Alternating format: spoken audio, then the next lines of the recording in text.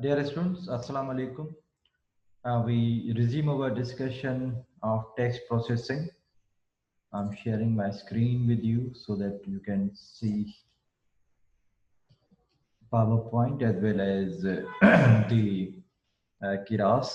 So in the previous class, we discussed about one hot encoding. We discussed that it is binary, it is sparse, it is high dimensional.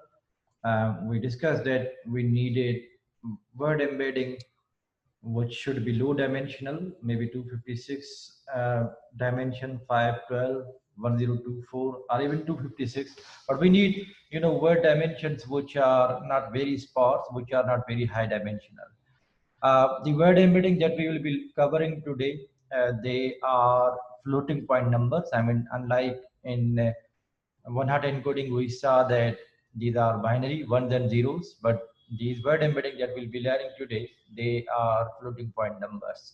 And they can be learned from data. They can be pre-trained or they can also be learned from the data.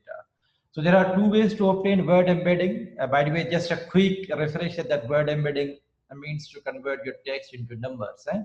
One of the way was to do one-hot encoding, quite an easy way of doing it. But you know that it is quite high dimensional. So we need to learn more, aspect, more word embedding methods, which can give us numbers in smaller dimensions, right? So you can learn word embedding jointly with the main task. I mean, this is one way you will learn word embedding from your data. Or the second method is you can load pre-trained word embedding. When I'm saying pre-trained word embedding, it means that you are actually loading some word embedding, which tells you what should be the floating point representation for word, good, bad, pathetic, excellent. I mean, all the words that we have in dictionary, they will have a vector for those words, right? So you will just they are pre-trained, you will load in your code and then use them. Some of the word embeddings are learned from Wikipedia, others are learned through Common Crawl on all internet data.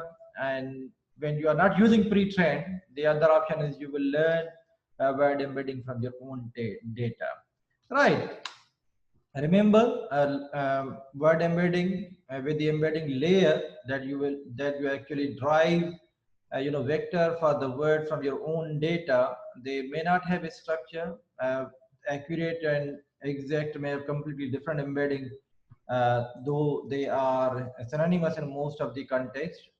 Geometric relationship between words should reflect. I mean, they say king, the opposite number of king. If, say, for example, you are presenting king with 0.5, then queen should be represented by minus 0.5.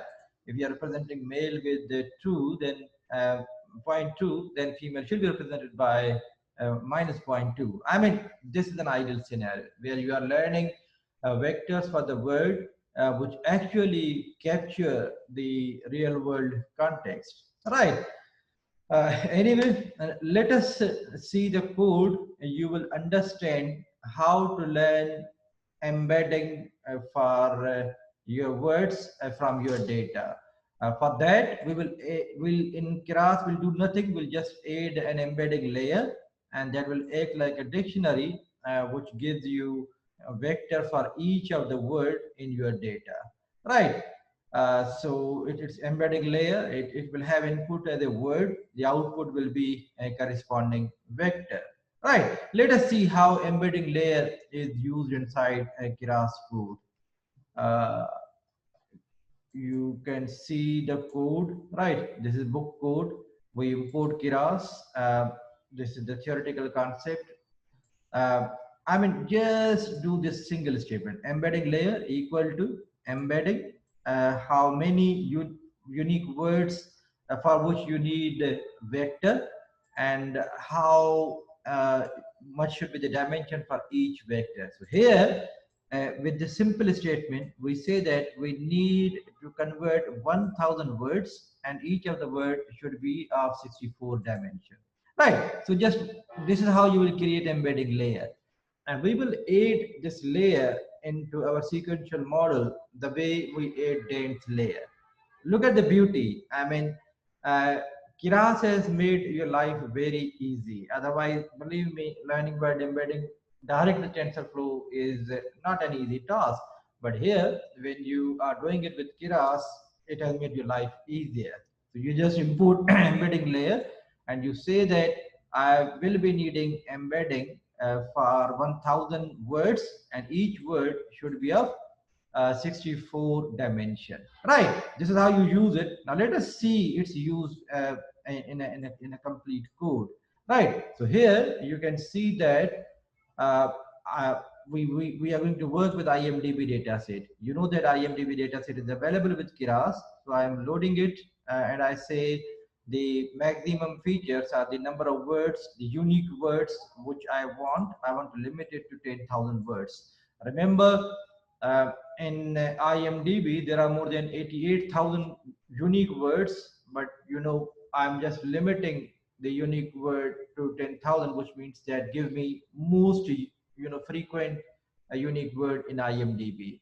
More often than not, if you play with these number of words, you will get good accuracy. If you increase this number, there is not a very high chance that accuracy will increase. So we are kind of reducing the processing power by keeping the maximum unique words to 10,000, which are the most frequent in 88,000 plus words in IMDb. Right. The other thing that we are going to do, we say maximum length for each review equal to 20. I mean, some of the reviews in IMDb, you know that they are IMDb is actually having reviews for the movies. I'm sure you have already seen this data set. I can show you some of the examples. IMDb. If you see positive, you know, each of the review looks like this, huh? So okay, so the musical pieces were poorly written and generally poorly sung. This is review written by some of the viewer who went to watch the movie, and later he actually wrote this on IMDb website. You can see these reviews are quite long, but we are just limiting it to 20 words so that we can eliminate a lot of processing, because we are experimenting. Our objective is not to reach an accuracy of 99%. So I'm again writing maximum length is equal to 20 so that we can execute this on our CPU very quickly. Right. So 10,000 unique word each review. We are limiting to 20. You can change this value. Then we say X train is equal to pre-processing paired sequences, all the X training, and we say trainicate them up to length 20. And those which are less than 20, extra zeros will be padded at the end. So we do same thing for training as well as for test data.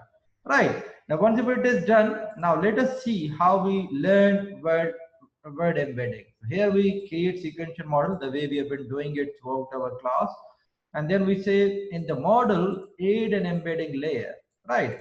That embedding layer will be for 10,000 words, and each of them will be of 8 dimension, right? And then the input length is equal to 20, which we have already said there, right? Now, with this process, what we are actually doing, we are sending a review at the input. In that review, it will be getting one word at a time, and then it will learn what is the most appropriate, floating point 8 dimension value for that word. Remember, uh, as this statement tells you, I mean, if you read this statement carefully, yeah, this one, learn word embedding jointly with the main task. So the main task is classification. So we are learning the task of vectorizing words with the main task itself. So what happens actually, for example, we say what should be the vector appropriate for word excellent, for word excellent. So what this embedding layer will do, for the word excellent, it will give initially random weights. So it might say that, excellent should be represented by, say, for example, this value. Excellent should be represented by say for example, this value, which is completely random, Uh, 1, 2, 3, 4,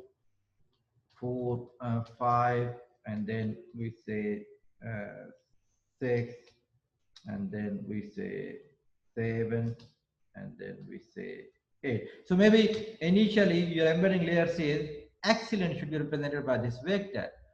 It runs the pass, I mean, see the loss. Now, we have got the back propagation, and back propagation back propagation says that you need to change weights so that loss can be minimized.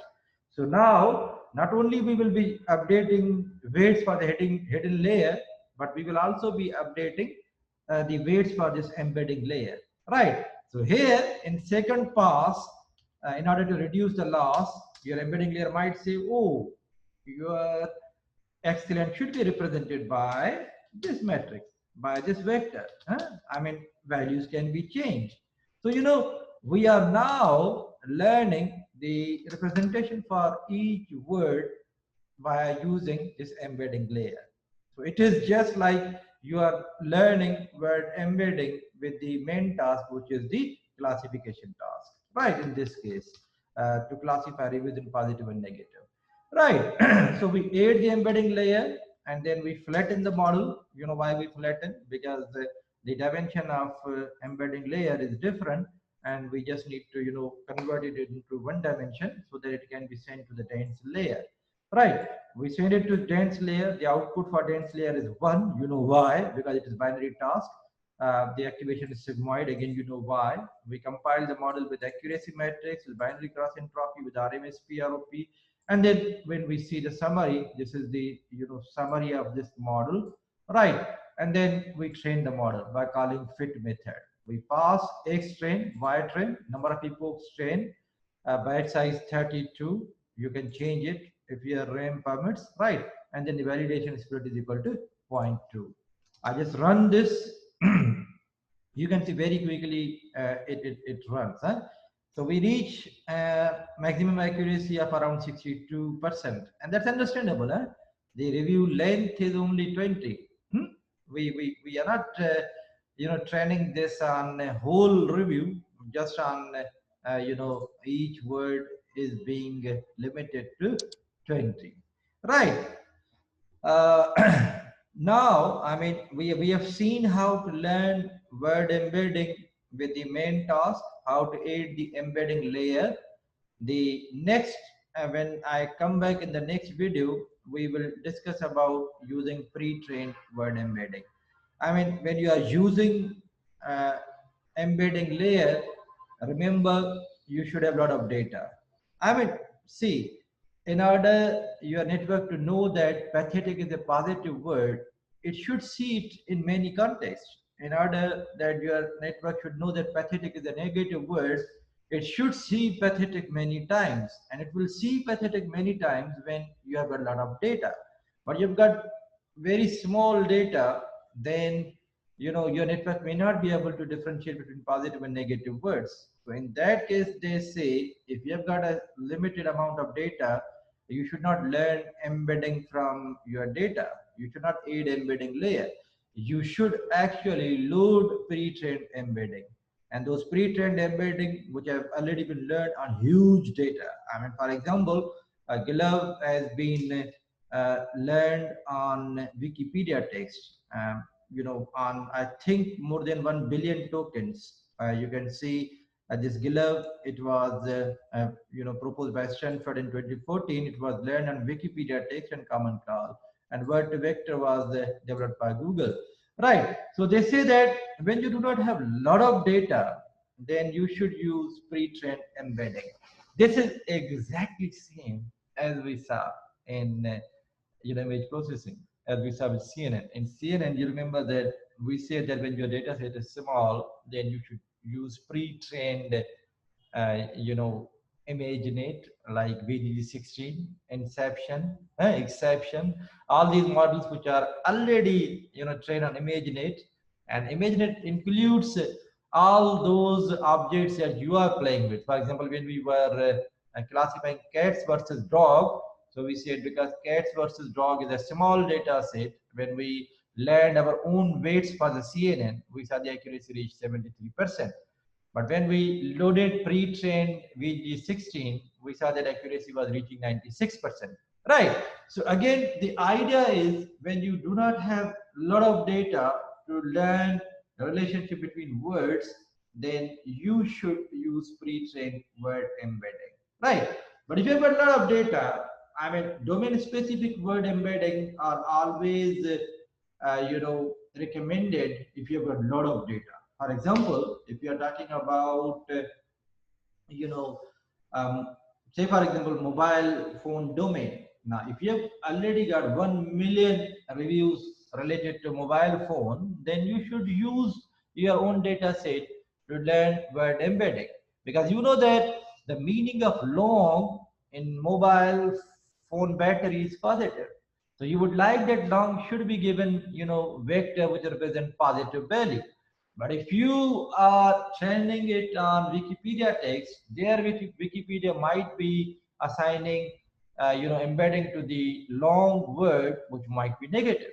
So, it's again a decision that you will take based on what amount of data you have. Believe me, I cannot tell you how much data is sufficient. I cannot tell you, okay, when you've got 5,000 instances, you should go for, your own embedding.